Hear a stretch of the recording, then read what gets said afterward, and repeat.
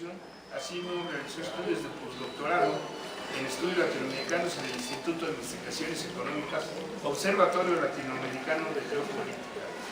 Por su lucha a favor de los derechos humanos, en general ha recibido diferentes reconocimientos, entre los cuales se encuentra el Premio Internacional Freedom to Bleed por defensa de la libertad de expresión, la medalla Roque Dalton, otorgada por el Consejo de Cooperación, el Ombudsman Militar en prisión, otorgado por el Consejo Nacional, ONGs, en el 52 aniversario de la Declaración Universal de Derechos Humanos, y recibió el conocimiento de la Amnistía Internacional como defensor de derechos humanos en 2001. También va a hacer uso de la palabra el licenciado Lauro Sol, abogado, expresidente de la Asociación Nacional de Abogados Democráticos y miembro de Mexicanos Unidos, litigante durante 20 años, actualmente juzgador en materia laboral, maestro en la Escuela de Derecho Luciano Arriaga de Morena, ex gerente de Relaciones Laborales de Telmex, cuando era Telmex pública y del Estado, antes de la privatización, y desde luego también terminará Porfirio Martínez, el licenciado Porfirio Martínez González, que es licenciado en Derecho por la Facultad de Derecho de la UNAM, especialista en defensa de los trabajadores individual y colectivamente. Desde noviembre de 1975 ha participado políticamente en el Partido Mexicano de los Trabajadores, en el que desempeñó varios cargos en el Comité Nacional, asimismo en el Partido Mexicano Socialista y en el Partido de la Revolución Democrática, del que renunció en 2003. Ha participado en diferentes foros, seminarios y congresos en México, España, Brasil, Argentina, Chile, Estados Unidos, sobre temas de derecho de trabajo y de derechos humanos. También ha escrito artículos en diversos medios de comunicación y coautor en libros sobre temas de derecho de trabajo y sobre derechos humanos, y recientemente escribió el libro denominado ¿De quién es México?, miembro fundador de la Asociación Nacional de Abogados Administrativos y la Asociación Cívica Mexicanos Unidos. Entonces le damos la palabra al general Francisco Gallardo. Sí. Vamos a cambiar un poquito el orden, compañeros, compañeras, debido al tiempo. Ya tenemos muy poco tiempo, tenemos que terminar a las 6 de la tarde. Realmente, el general Gallardo se reserva para el siguiente momento. Me toca a mí intervenir ahora y yo voy a hablar acerca de la Guardia Nacional.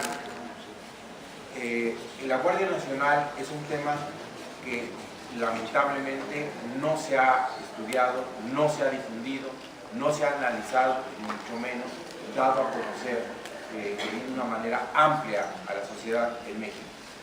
Y seguramente porque es un asunto tan importante, tan trascendente, que siempre tratan de que esto no salga.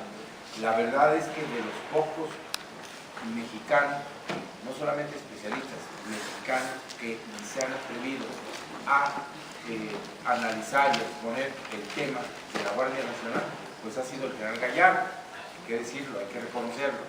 Y esto pues nos motivó a algunos abogados y algunos juristas a también estudiar un poquito más a fondo desde el punto de vista técnico-jurídico, sobre todo desde el punto de vista constitucional. Porque el asunto de la Guardia Nacional es un asunto que tiene que ver con la soberanía, esencialmente con la soberanía.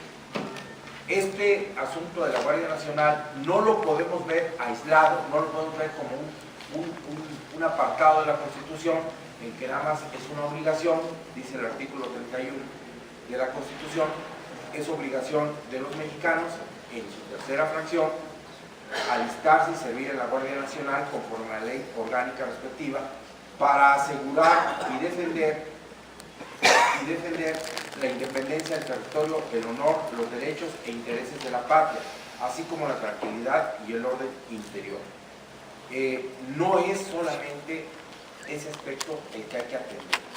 Esto tiene que ver, está íntimamente ligado a lo que establecen los artículos torales de la Constitución, los artículos que nos dan el sistema de un Estado nacional y de un proyecto nacional, que son principalmente el artículo 3, fracción segunda, donde se establecen los criterios, en la fracción segunda, los criterios que orientarán la educación que imparte el Estado.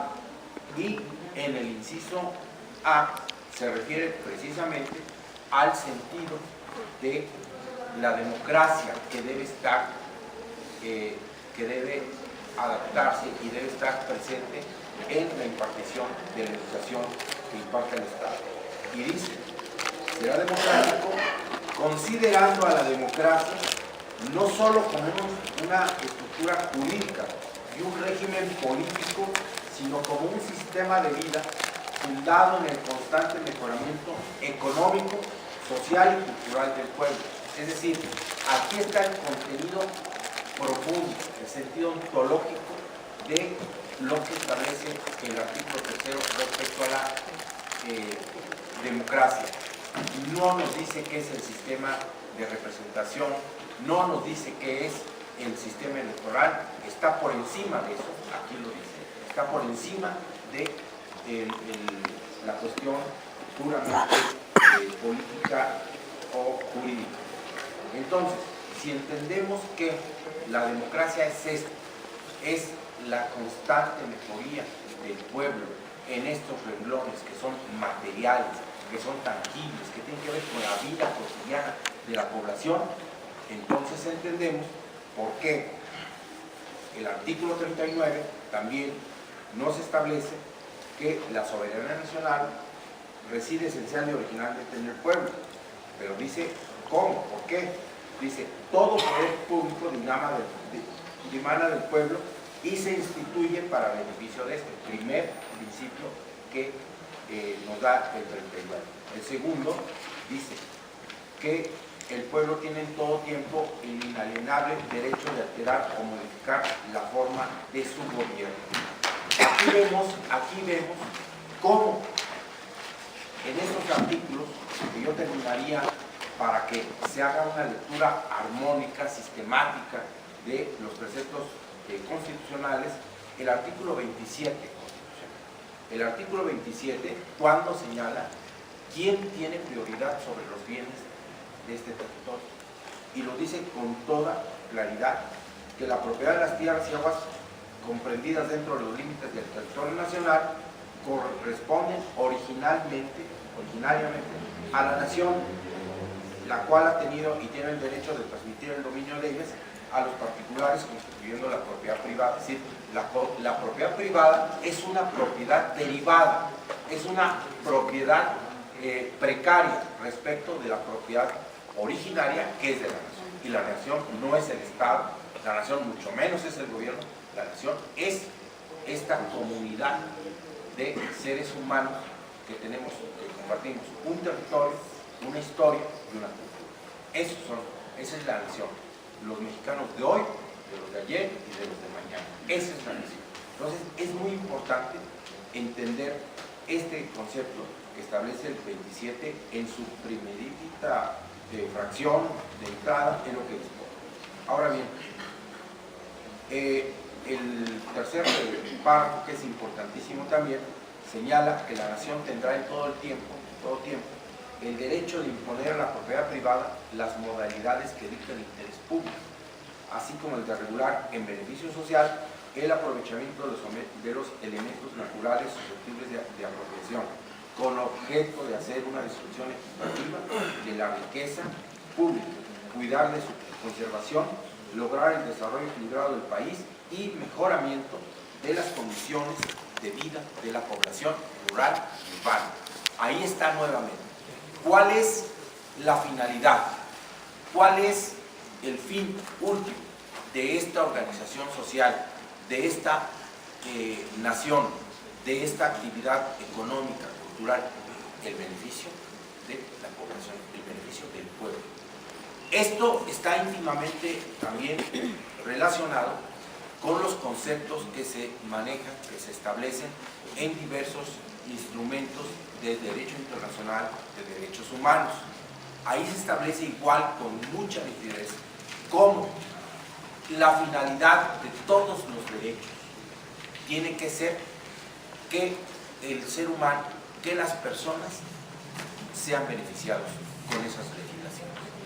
Y obviamente, ya aquí se ha repetido suficientemente y creo con mucha claridad, como el doctor López y Rivas y los demás ponentes que han venido el día de hoy, queda claro cómo esto que establece la Constitución, esto que establece la ley máxima del país, está siendo violado sistemáticamente, permanentemente, por quienes detentan el poder formal, ya lo vimos, formal, y los que están detrás de ellos, que son los que mandan, o sea, el poder fáctico, el poder del dinero, el poder del negocio.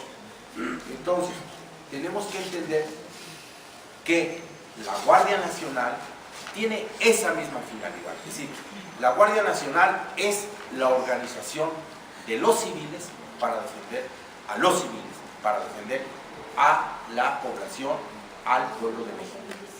Cuando el ejército, como lamentablemente en estos momentos nos ha tocado, se convierte material y fácticamente en un ejército de ocupación, con un gobierno de ocupación también, estamos viviendo y padeciendo a los gobernantes, a los primeros gobernantes extranjeros nacidos en México, porque son extranjeros, porque defienden los intereses de los extranjeros en contra de los intereses del pueblo mexicano.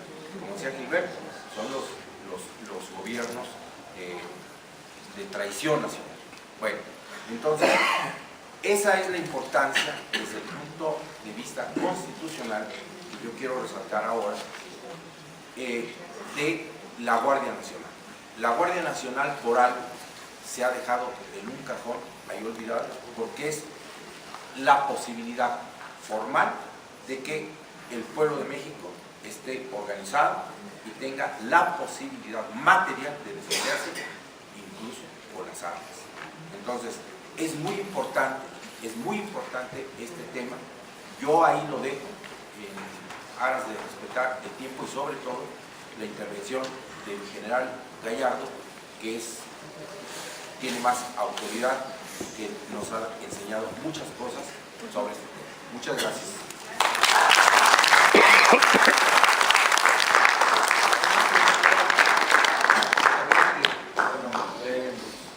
Muy buenas tardes. Les agradezco su paciencia y bueno, aquí pasaron varias cosas por los tiempos. Yo tengo que hacerle una carta al doctor Portillo disculpándome, disculpando al foro por el tiempo y por lo que pasó. No hubo una coordinación, pero pasó una cosa muy importante aquí en el foro. Escucharon a dos personalidades que saben de este tema, como el doctor Meyer y el doctor López y Rivas, y bueno, como una información especial, les quiero decir que ellos fueron uno de mis tutores en mi tesis doctoral sobre lo que vamos a hablar hoy. Yo iba a participar en tres eventos, uno que tenía que ver con la Ley de Seguridad Interior, que le tocaba a Portillo, otro que tenía que ver con el asunto de espionaje, que le tocaba a Pepe Rebeles, y mi participación. Pero les voy a hacer una síntesis de las tres, aquí lo voy a tocar ahora. Entonces, yo les agradezco su atención. Muchas gracias. Nuestra Constitución previene para la defensa nacional dos fuerzas armadas. Uno, la Guardia Nacional, y otro, el Ejército Permanente. ¿Cuál es uno y cuál es otro? El Ejército Permanente lo arma, lo reglamenta, lo disciplina el Congreso. En su articulado, no voy a mencionar los artículos porque ya los mencionó aquí Porfirio. Pero aparte de ello, está a mando del presidente de la República como comandante supremo de las Fuerzas Armadas, en donde esta representatividad está en la ley orgánica de la Marina y del Ejército. uno de los motivos por los cuales estamos aquí era hacer un insumo legislativo.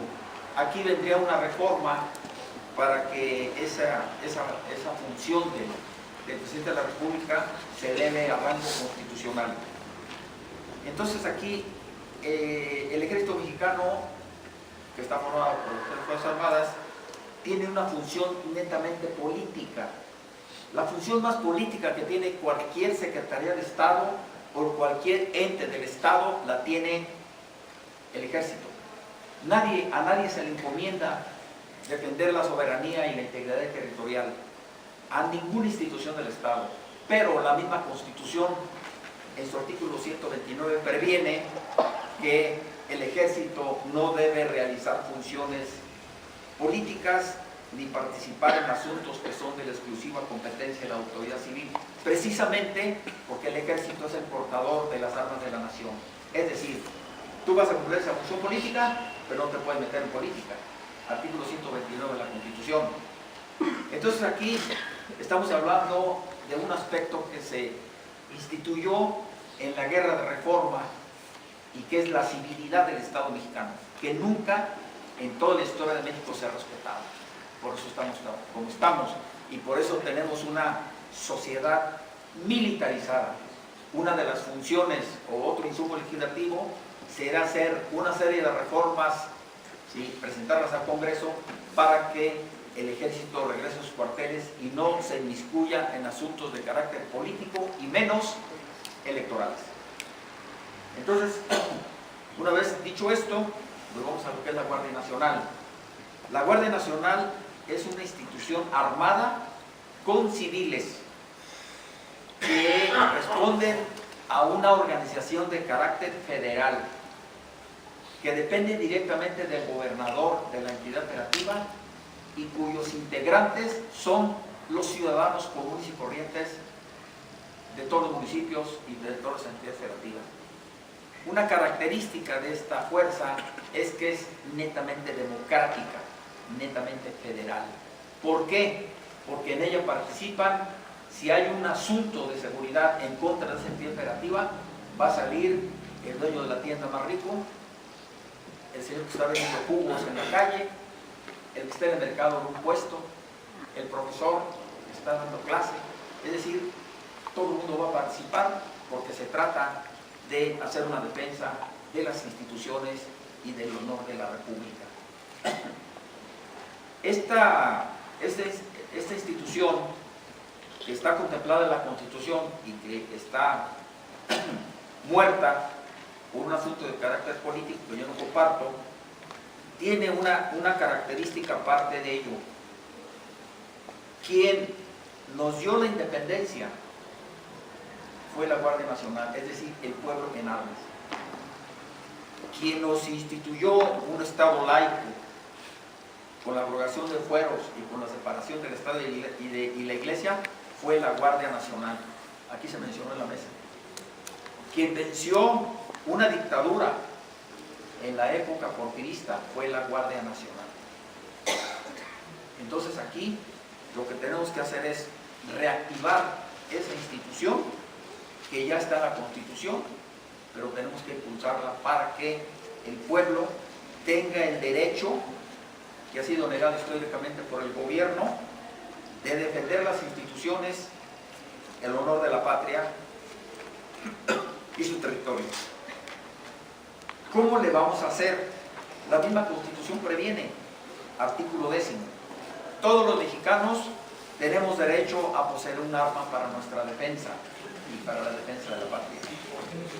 A partir de la matanza estudiantil de 1968, se creó la ley de la Guardia Nacional para impedir que los mexicanos tuviéramos un arma para nuestra defensa.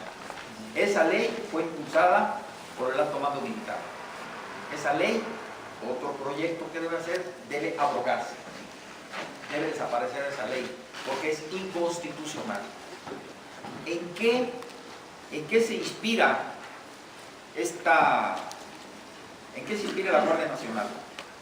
La Guardia Nacional nace en España en 1800 y fracción, luego es retomada en la Constitución de Estados Unidos y es reforzada en la segunda enmienda de la Constitución de Estados Unidos a través de un espíritu bellísimo, que se los voy a leer a texto.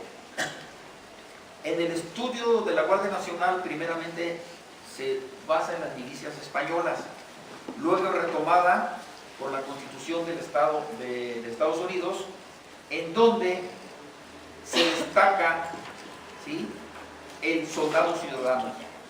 Y dice lo siguiente: el concepto estadounidense de la milicia, el derecho y obligación del pueblo para contribuir a la defensa de la nación, temeroso de un ejército permanente, demasiado fuerte y desorbitado, el ciudadano soldado se convierte en el depositario del sagrado deber de defender a la patria, y de esta idea nace la segunda enmienda de la Constitución de Estados Unidos. Y luego dice: siendo necesaria una milicia bien ordenada para la seguridad de un Estado libre, no se violará el derecho del pueblo a poseer un arma. Frente a un ejército poderoso que intentara tiranizar a la sociedad, como sucede en muchas partes, se opondrá una milicia de millones de ciudadanos armados, dirigidos por hombres seleccionados entre ellos, que lucharán por sus libertades comunes, unidos y dirigidos por gobiernos que poseen su confianza, su afecto, y así no puede dudarse que una milicia así organizada pueda ser vencida, ¿sí?, pues forma una barrera infranqueable contra las acometidas de la ambición. Este pensamiento se escribió en 1780 en un libro que se llama El Federalista. Ustedes lo pueden revisar y lo pueden comprar donde quieran. ¿De qué se trata? Se trata de que a través de la institución de la Guardia Nacional se debe empoderar al pueblo en sus derechos constitucionales. Yo estoy completamente seguro que si esto lo logramos nosotros hacer, ya se dijo aquí, dijo Nancy, organizándonos, como estamos haciendo, dándole vigencia a este artículo a través de un proyecto de reforma, que de aquí va a salir, y nosotros, los que convocamos este foro, lo vamos a ir a entregar al Congreso para que se retome. Yo les puedo asegurar que ninguna transnacional iba a permanecer en este territorio, ni tampoco va a estar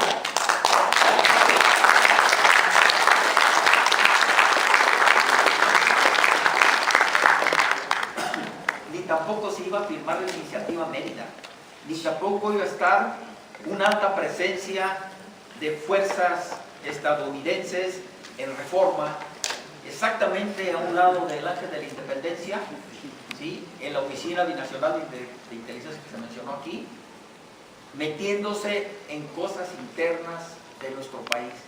Yo estoy de acuerdo con lo que dijo el doctor Meyer, yo estoy de acuerdo, tenemos una soberanía relativa, pero esa relatividad yo la acercaría lo más que se pueda a ser un país soberano. Esa ha sido nuestra lucha histórica. Entonces, reviviendo este tema de la Guardia Nacional, ¿sí?, les quiero poner un ejemplo.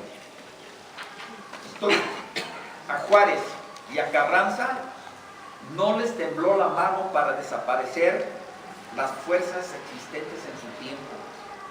Tenían razones poderosas para actuar de esa manera, dos, pero principalmente coincidían en un punto, y yo digo lo mismo ahora: los ejércitos que disolvieron, como se debe disolver el actual ejército mexicano, eran el soporte de los regímenes autoritarios que derrotaron. ¿Me explico? Y aquí yo les quiero hacer un comentario.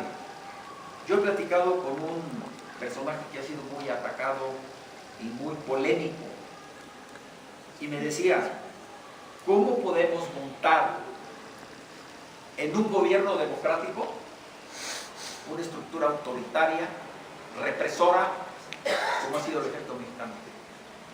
Me pregunta: ¿se puede? Y digo: sí se puede. ¿Cómo? creando la Guardia Nacional, empoderando al pueblo en sus derechos, dándole a cada ciudadano un arma para su defensa.